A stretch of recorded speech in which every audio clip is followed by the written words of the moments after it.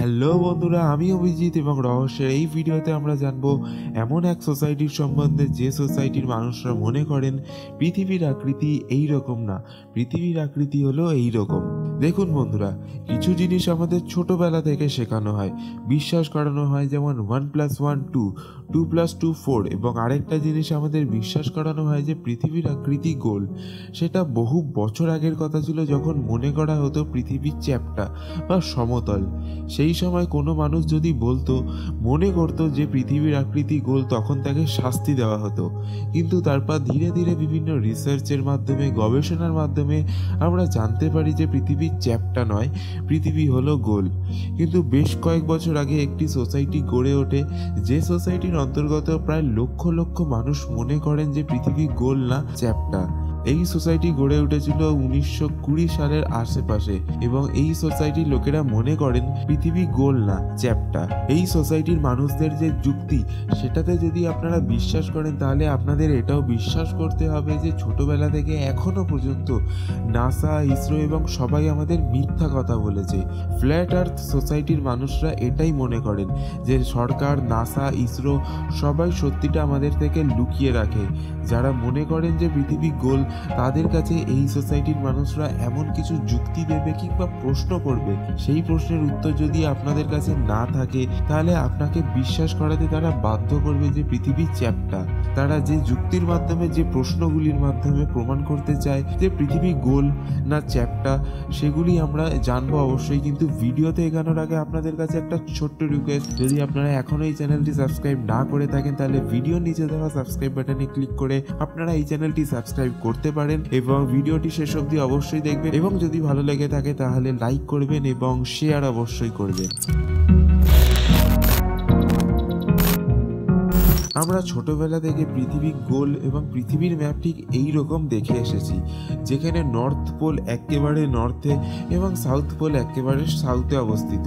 কিন্তু ফ্ল্যাট আর্থ সোসাইটির মতে পৃথিবীর ম্যাপ ঠিক এই রকম, যেখানে আমরা দেখতে পাচ্ছি নর্থ পোল একেবারে ম্যাপের সেন্টারে অবস্থিত এবং সাউথ পোল পুরো পৃথিবীর চারিদিকে ঘিরে রয়েছে।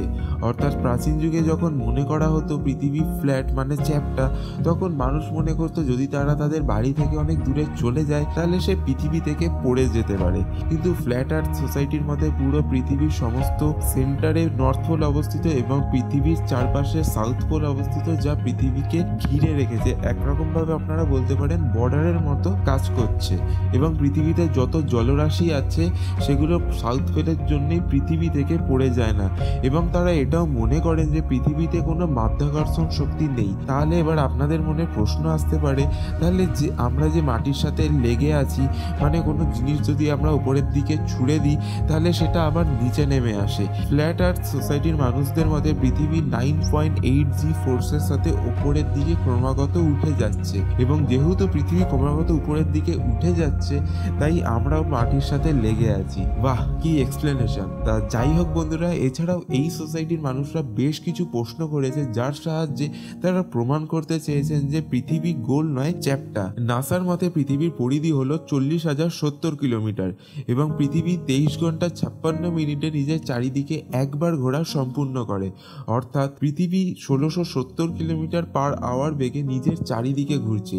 এখানেই ফ্ল্যাট আর্থ সোসাইটির মানুষদের প্রশ্ন হচ্ছে, পৃথিবীর কোনো এক স্থান থেকে যদি একটি হেলিকপ্টারকে উড়িয়ে দেওয়া হয় এবং 1 ঘন্টা পর্যন্ত সেই হেলিকপ্টারটি সেই একই স্থানে উড়তে থাকে, তাহলে 1 ঘন্টা পর ওই হেলিকপ্টারটি 1670 কিলোমিটার দূরে কোনো এক স্থানে পৌঁছে যাওয়ার কথা। কিন্তু এটা হয় না কেন?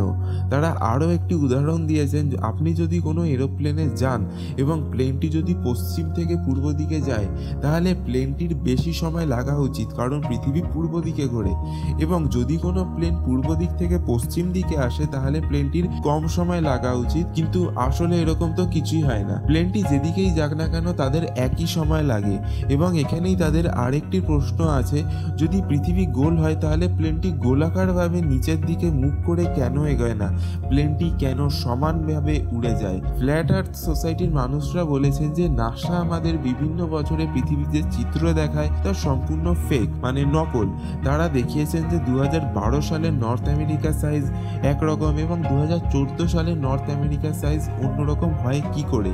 এই প্রশ্নগুলির মাধ্যমে তারা প্রমাণ করতে চেয়েছে যে নাসা আমাদের ফেক বা নকল ফটো দেখিয়ে সত্যিটা লুকিয়ে রাখে, এবং তার সাথেই নাসা যে স্যাটেলাইটের মাধ্যমে পৃথিবীর লাইভ স্ট্রিম ইউটিউবে এবং বিভিন্ন ওয়েবসাইটে দেখায় সেটিও ফেক, কারণ নাসা সেখানে ফিশ আই লেন্সের ব্যবহার করেন।